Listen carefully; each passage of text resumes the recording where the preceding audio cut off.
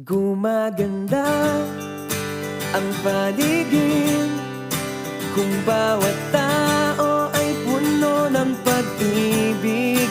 Napapawi ang bigati, masilayan lang ang iyong ngiti. Okay gandang isipin ang isang mundong puno ng pag-ibig.